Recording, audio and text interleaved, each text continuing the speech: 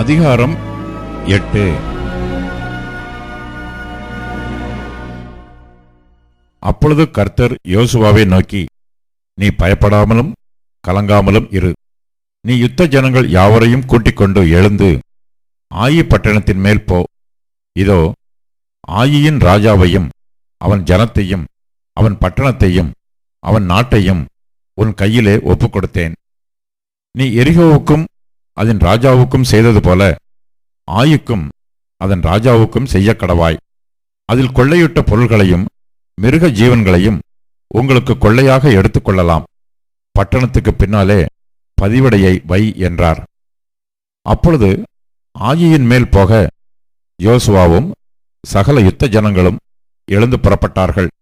யோசுவா யுத்த வீரரான 30,000 பேரை தெரிந்தெடுத்து ராத்திரியிலே அவர்களை அனுப்பி அவர்களுக்கு கட்டளையிட்டதாவது, நீங்கள் பட்டணத்தின் பின்னாலே பதிவிருக்க வேண்டும். பட்டணத்துக்கு வெகு தூரமாய் போகாமல் எல்லாரும் ஆயத்தமாய் இருங்கள்.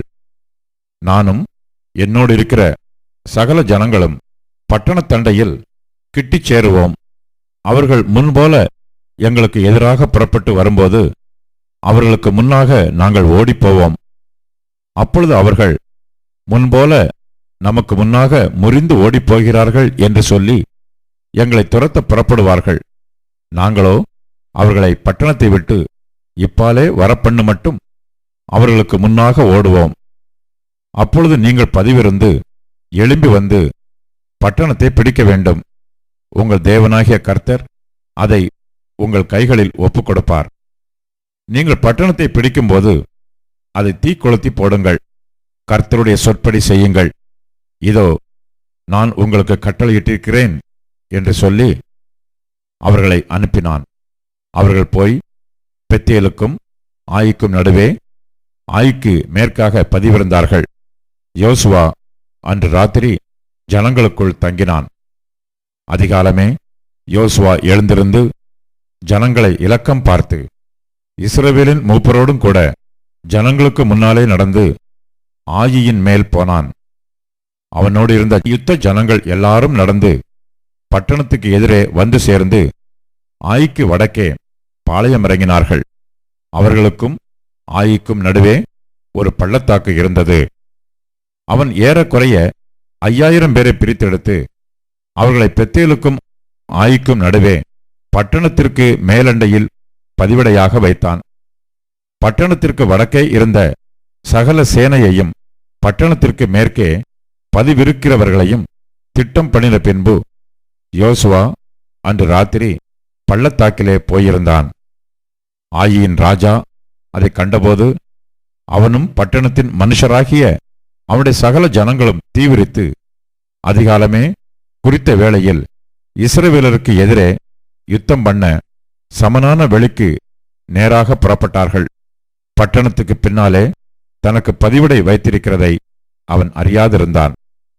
யோசுவாவும் இஸ்ரவேலர் எல்லாரும் அவர்களுக்கு முன்னாக முறிந்து வனாந்திரத்திற்கு போகிற வழியே ஓடிப்போனார்கள். அப்பொழுது பட்டணத்துக்குள் இருந்த ஜனங்கள் எல்லாரும் அவர்களை துரத்தும்படி கூப்பிட்டு கொண்டு யோசுவாவை பின்தொடர்ந்து பட்டணத்தை விட்டு அப்புறப்பட்டார்கள்.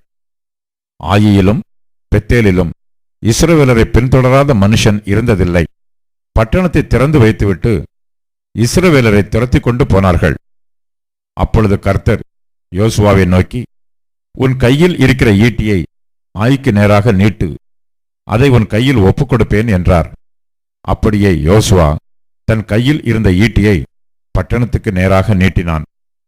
அவன் தன் கையை நீட்டின உடனே பதிவிருந்தவர்கள் தீவிரமாய் தாங்கள் இருந்த இடத்திலிருந்து எழும்பி ஓடி பட்டணத்துக்கு வந்து அதை பிடித்து தீவிரத்தோடே பட்டணத்தை தீக்கொளுத்தினார்கள். ஆயியின் மனுஷர் பின்னிட்டு பார்த்தபோது இதோ, பட்டணத்தின் புகை ஆகாசத்தில் எழும்புகிறதைக் கண்டார்கள்.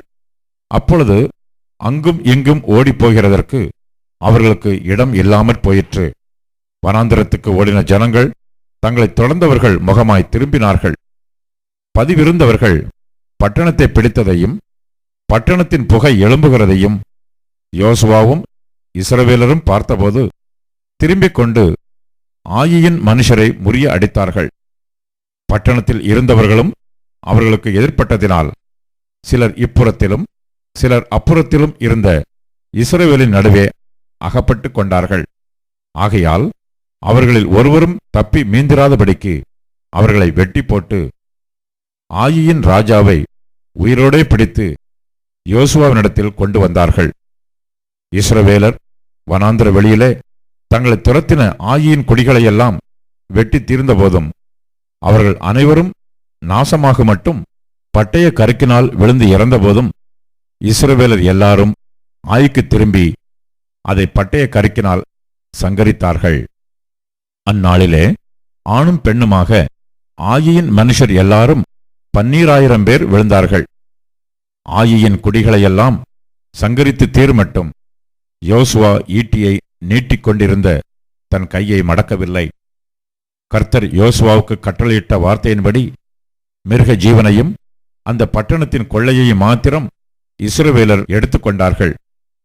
யோசுவா ஆயியை சுட்டெரித்து அதை இந்நாள் வரைக்கும் இருக்கிறபடி என்றைக்கும் பாழாய் கிடக்கும் மண்மேடாக்கி ஆயியின் ராஜாவை ஒரு மரத்திலே தூக்கி போடுவித்து சாயங்காலம் மட்டும் அதிலே தொங்கவிட்டான்.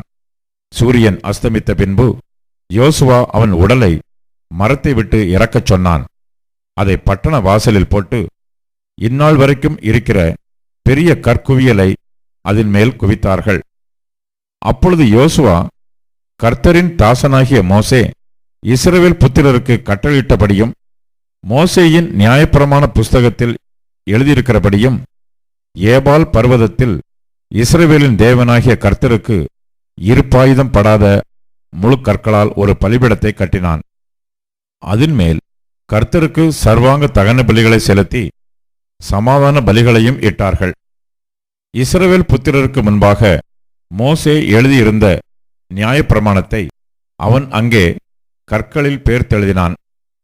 இஸ்ரவேல் ஜனங்களை ஆசீர்வதிக்கும்படி கர்த்தரின் தாசனாகிய மோசே முதலில் கட்டளையிட்டிருந்தபடியே இஸ்ரவேலர் எல்லாரும் அவர்களுடைய மூப்பரும் அதிபதிகளும் நியாயாதிபதிகளும் அந்நியர்களும் இஸ்ரவேலில் பிறந்தவர்களும் கர்த்தருடைய உடன்படிக்கை பெட்டியை சுமக்கிற லேவியரான ஆசாரியருக்கு முன்பாக பெட்டிக்கு இருபுறத்திலும் பாதி பேர் கெரிசி மலைக்கு எதிர்ப்புறமாகவும் பாதி பேர் ஏபால் மலைக்கு எதிர்ப்புறமாகவும் நின்றார்கள். அதற்கு பின்பு அவன் நியாயப்பிரமாண புஸ்தகத்தில் எழுதியிருக்கிறபடி நியாயப்பிரமாணத்தில் சொல்லிய ஆசீர்வாதமும் சாபமுமாகிய சகல வார்த்தைகளையும் வாசித்தான்.